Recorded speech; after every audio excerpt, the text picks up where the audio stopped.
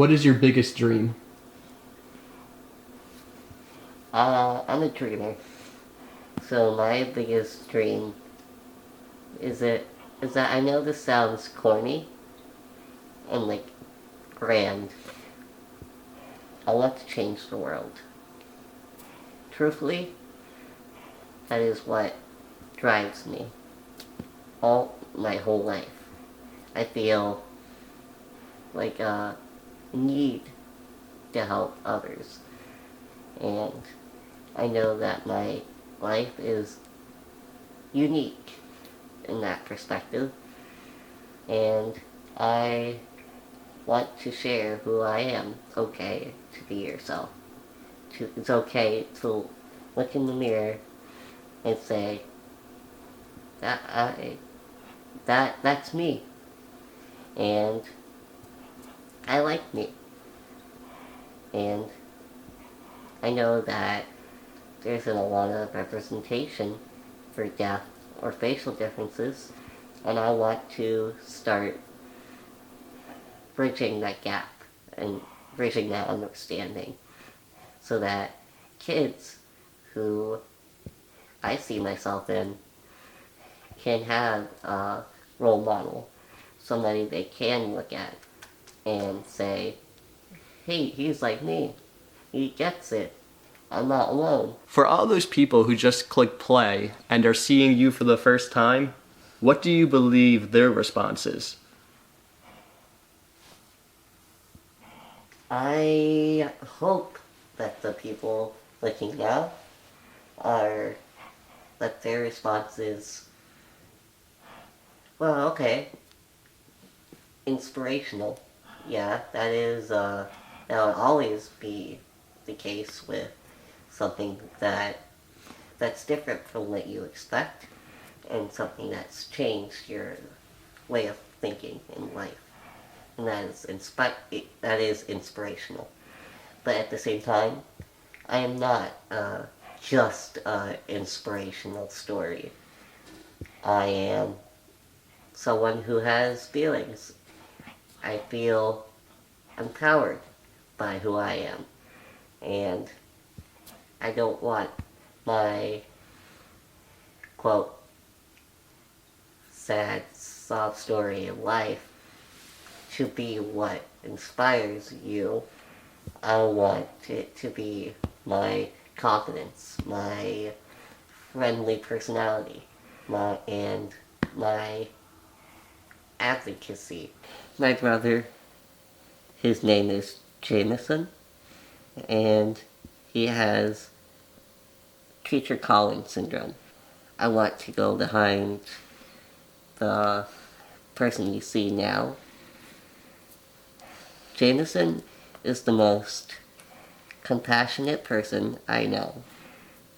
He will put anyone first, and he would give his all. And on top of all that, I hate to say it, Jameson is just a little bit smarter than me. Just a little bit. And he is going to college for mechanical engineering, which is just mind-blowing because I hate math and science, and I can't build anything. So it's really wonderful for me to see how Jameson can really look at a problem and just do it in his head. Like he knows 10 steps ahead how to fix that problem. And I just sit here just like, wow, yeah, I see what you mean. I don't. Jameson is my best friend. We go through a lot together, like surgeries together, and we always we're like 2 years. We're only 2 years apart, so we're very close. We understand each other struggles as well as what makes us feel more confident, and we both understand how much potential the other one has. I'm going to make a guarantee right now. This man would change the world. I don't know how. I don't know when. I don't know what will happen. But I know that he is on to great things. So keep an eye out for him, this handsome man. How do you feel when people stare? When people stare, it depends on how they stare. Like, if they're looking and they're curious, I understand. Even if they have questions that might not come out the correct way to say it, I understand because they're generally trying to seek an understanding and not just looking at me for the shock value of it. But when kids stare, like, I intentionally walk away just because I don't feel like dealing with them that particular day, and they follow me around the store. That's not okay. And that's kind of rude and creepy, to say the least. What do you admire most about your brother? There's so much to admire. I would say he has such a way with words that, like, I know it's ironic because he can't speak, but, like, just the way that he signs something and uses his body, or, like, his writing is phenomenal. Like, he says oftentimes, which is still true, is that words on a screen don't really convey much, but he really puts his, like, all into whatever he's saying, so that it really does mean much for someone who's paying attention. And it's so, like, elegantly worded. It's really pretty. I don't know. What's something that would surprise people about Andy? Something that surprised people about Andy, I think, would be his humor. He has a very, like, sarcastic humor that people just don't, like, see typically because of, like, the communication barriers. But he's definitely really smart and really funny. Some people, they will yell and talk very slow, and I just stand here like, okay, I got things to do. Can you just hurry it up and stop talking really loud? That is one of the few things that can get me upset, because that kind of communication comes from the assumption that I'm not that smart just because I can't hear or talk. And that's not true. And you've shown that you get that, and I think I made a good friend today. Thank you. You have made a good friend. And I'll be honest, I think the viewers need to hear this, that's something that I've learned through time and meeting and interacting with so many people and being that aloof guy at 1st. It's okay to be ignorant, but it's not okay to be closed off to learning and progressing. An interpreter is a professional who is certified in sign language interpreting. And for me, a lot of times I use an interpreter in school because I go to a mainstream school, and a lot of people there are hearing.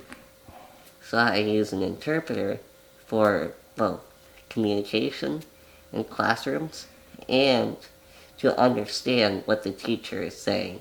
I think oftentimes people misconstrued learning a different way with intelligence. For me, I'm also dyslexic, so being deaf and dyslexic is really tough.